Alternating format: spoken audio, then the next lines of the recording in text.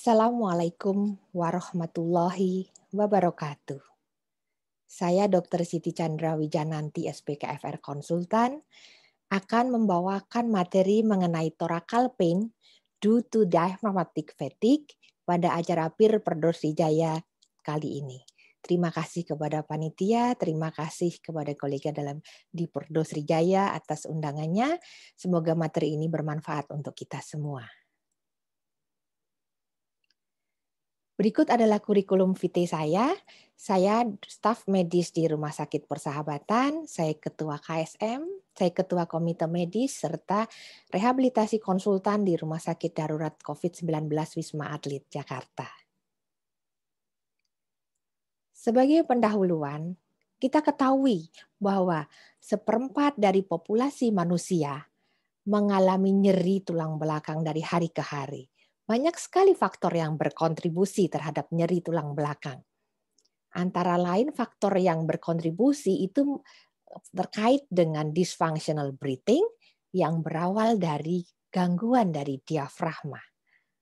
Sejawat semua pasti mengetahui apa itu diafragma yang kita kenal sebagai our primary breathing muscle. Dia terletak di tengah-tengah dari tubuh kita yang dikatakan sebagai fulcrum dari tubuh, tengah-tengahnya manusia yang menempel pada tulang-tulang belakang di antara tulang lumbar serta iga. Ini origonya di antara lumbar vertebra, kemudian dia overlap juga dengan jarak dari otot-otot psoas, dan dia melewati tempelan di daerah iga-iga. Hal ini menyebabkan diafragma sangat penting dalam membentuk postur akibat yang ditunjukkan dari thoraco-abdominal component. Demikian, ini adalah jurnal yang mengatakan korelasi antara diaphragm fatigability dengan low back pain karena insersinya ada di lumbar. Akan tetapi, tidak hanya lumbar saja, thoracic komponen juga berpengaruh apabila fatigability dari diaphragm itu makin berlanjut. Relationship between thoracic and diaphragm. Sebagai penjelasan dari hubungan antara thoracic cage dengan diaphragm, koordinasi dari keduanya dalam mengendalikan bentuk postur, dalam mengendalikan fungsi respirasi. Karena thoracic cage kita sama-sama ketahui bahwa ini adalah suatu dome, suatu organ, struktur yang mengembangkan, mengempeskan, dan melindungi organ dalam terutama terkait respirasi adalah diafragm. Sedangkan otot utama respirasi, terutama inspiratory fase adalah diafragm. Di situ menjadi kita ketahui bahwa apabila terjadi gangguan salah satu dari komponen penyusun thoracic cage akan mengakibatkan gangguan juga di dalam diafragma. Ini otot-otot yang kita gunakan dalam ventilasi. Diketahui saat kita breathing in, di mana chest atau thoracic cage akan ekspansi, iga-iga akan melebar, kemudian diafragma akan kontraksi ke arah bawah sehingga komponen yang mengisi rongga paru-paru yang kita kenal sebagai compliant akan meningkat. Begitu pula pada waktu breathing out. Inspiratory muscle selain diaphragm juga dibantu oleh eksternal intercostal, sternocleidomastoid, dan scalene. Otomatis apabila terjadi spasme atau terjadi gangguan dari otot-otot tersebut di atas, maka proses inspirasi akan terganggu. Apabila proses inspirasi terganggu pada otot-otot aksesori dan karena improper dari trunk muscle, maka diafragm kerjanya jadi lebih berat karena tidak ada yang membantu. Apabila diafragm kerjanya jadi berat, maka mau tidak mau otot-otot aksesori akan muncul sehingga gangguan postur akan lebih berat. Expiratory muscle itu kita kenal saat breathing out, diafragma menjadi relaksasi, dum naik ke atas, kemudian rib mendekat dan compress chest dari chest thoracic, kemudian akan terjadi pengeluaran udara atau exhaling. Saat ekspirasi, pada quiet breathing kita kenal pasif ekspirasi karena ini recoil. Jadi tidak perlu mengeluarkan apabila kita inspirasi maksimal otomatis akan recoil untuk ekspirasi. Akan tetapi ada kondisi tertentu yang kita harus bantu untuk ekspirasi. Mungkin ada air trapping berlebih di dalam paru-paru sehingga kita harus membantu untuk mengekspirasikan dan mensupport otot-otot berikut yaitu interkostal, internal, dan otot-otot abdomen. Bagaimana mengenai thoracic pain? Thoracic pain dikenal juga sebagai mid back pain. Karena sebagai anatomi dari rib cage kita ketahui ada 12 vertebra, kemudian ada konektivitas antara leher sampai dengan thoracic komponen paling dasar yaitu diafragma. Apakah mungkin nyeri itu locate jauh dari luar ataupun dari visceral organ? Bisa, karena nyeri alih atau river pain terdapat. Skema di atas nampak apabila ada gangguan pada sistem viscera, mungkin ada river pain juga di daerah torasik. Atau apa saja kemungkinan faktor yang menyebabkan triggering middle back pain atau thoracic pain? Pertama pasti improper posture, kemudian artritis, semua sendi-sendi di daerah torasik, osteochondritis juga bisa menyebabkan suatu nyeri di daerah torasik. Kemudian metabolic bone disease, strain dari otot, fibromialgia, GERD, karena ada hiatus-hiatus yang dilewati oleh esofagus. Yang bisa apabila terjadi GERD, esofagitis, maka ada peradangan di daerah diafram. Apabila berkelanjutan sebagai langgat aksis, pasti akan melemahkan fungsi diafragma di sisi tersebut. Cardiorespiratory problem akan mengikuti pada kedepannya. Traumatic injury merupakan nyeri akut pada torasik dan disesuaikan dengan etiologi yang terkait untuk tata laksananya. Dalam jurnal ini dikatakan bahwa diaphragm fatigue pada exercise high intensity pada pasien COPD. Tidak hanya pada COPD. Kalau COPD kita ketahui dalam jurnal ini dikatakan ada mechanical disadvantage. Karena pada COPD ada hyperinflation, ada air trapping sehingga diafragmnya itu flat. Bahkan mungkin fluttering, dia tidak bisa naik turun pada waktu inspirasi atau ekspirasi. Lama-lama kalau kelelahan, fatigue, nggak bisa kontraksi, hanya flutter, hanya bergetar aja. Suatu ketika dia akan diam atau berhenti bekerja. Inspiratory muscle ini dihadapkan kepada airflow obstruction sehingga increase load. Apabila ini terjadi overstretch, jadi muscle yang sudah overstretch tidak akan kembali dan dia tidak bisa berfungsi dengan baik. Pada kasus kronis, sejawat mungkin ingat bagaimana postur pasien PPOK, di mana otot aksesorinya mengambil alih fungsi diafragma.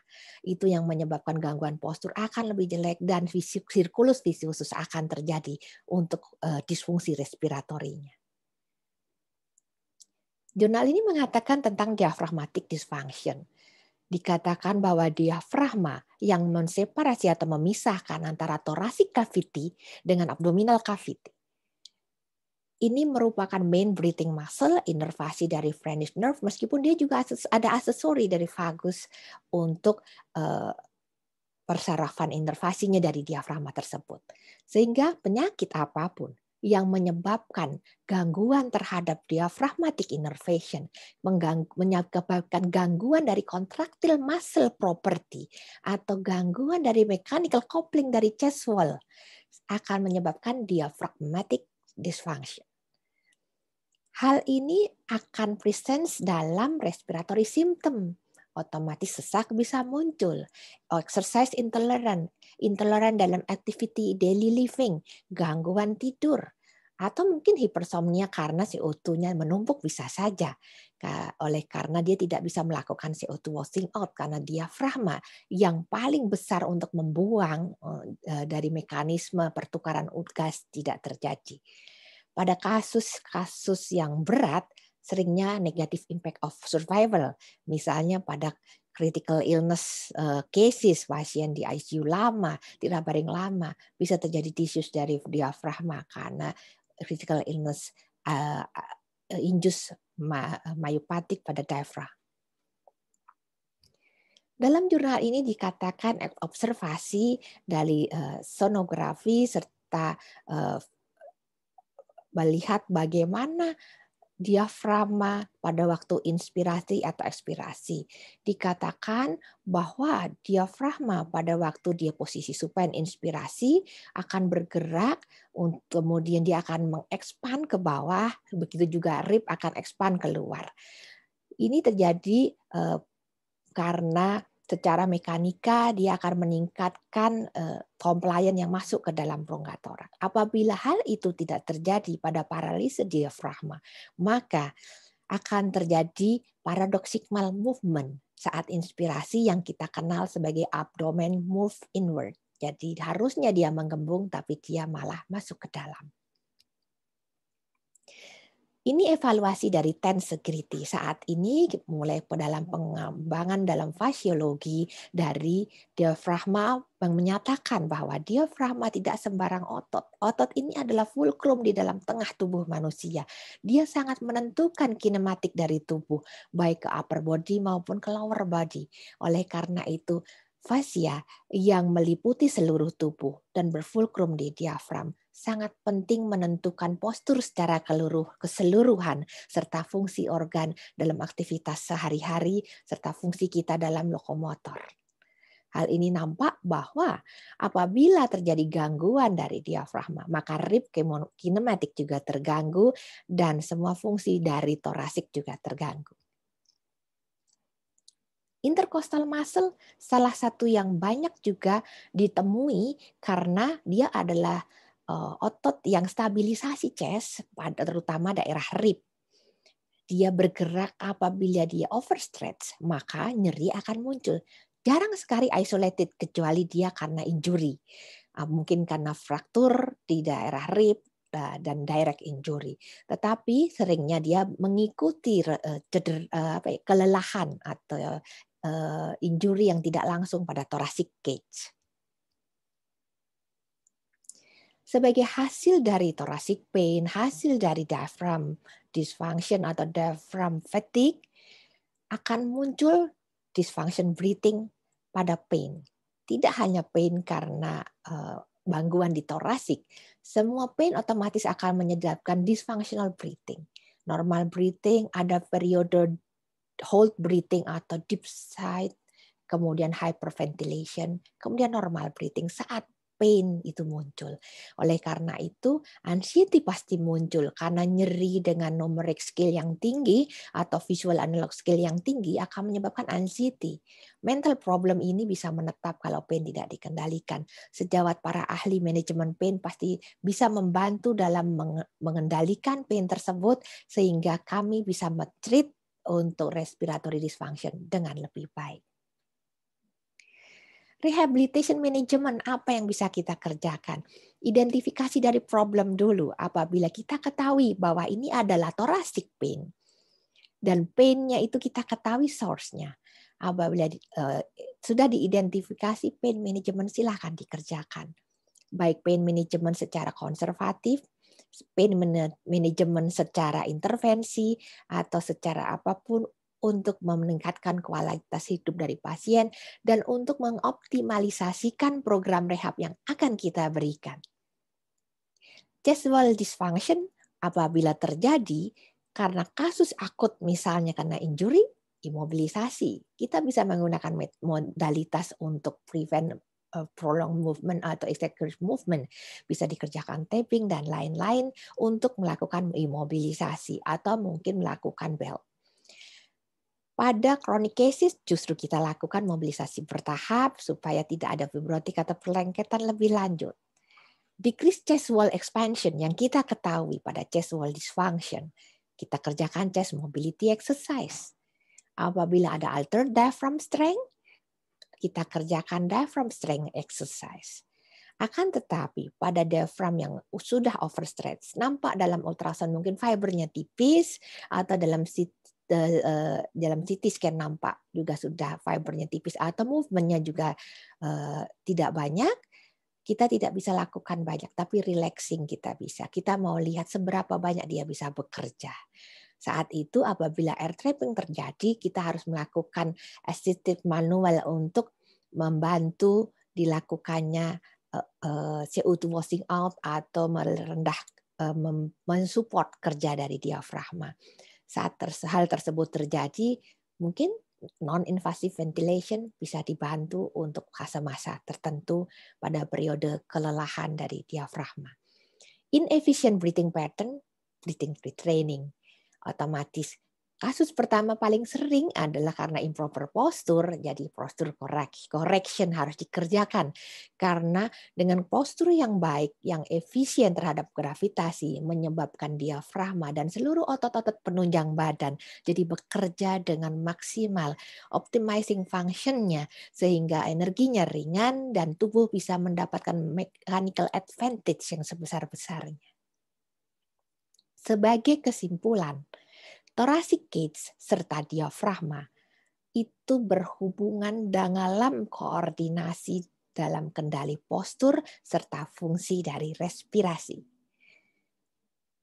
Apabila terjadi gangguan dalam sistem thoracic cage serta diafragma, akan menyebabkan gangguan dari pola nafas, breathing pattern yang akan mengacu jangka panjangnya menjadi diaphragm fatigue. Identifikasi dari early respiratory dysfunction akan mengacu kepada manajemen dari thoracic pain yang diakibatkan oleh diaphragm fatigue atau kasus-kasus yang lain dengan lebih awal. Functional based approach untuk rehabilitation management ini sangat diperlukan untuk memberikan program rehab yang tailor-made, yang paling tepat untuk setiap pasien, karena tidak ada setiap keluhan yang sama. Semua pasien mempunyai priority list yang berbeda, dan itu tugas seorang SPKFR untuk menentukan mana yang paling tepat di saat yang paling tepat bagi pasien tersebut. Semoga materi yang saya sampaikan bermanfaat. Kita jaga pernafasan kita, fungsi respiratori, apalagi di era pandemi seperti sekarang ini. Karena once you cannot breathe, nothing else matter. Terima kasih. Wabillahi taufik wal hidayah. Wassalamualaikum warahmatullahi wabarakatuh.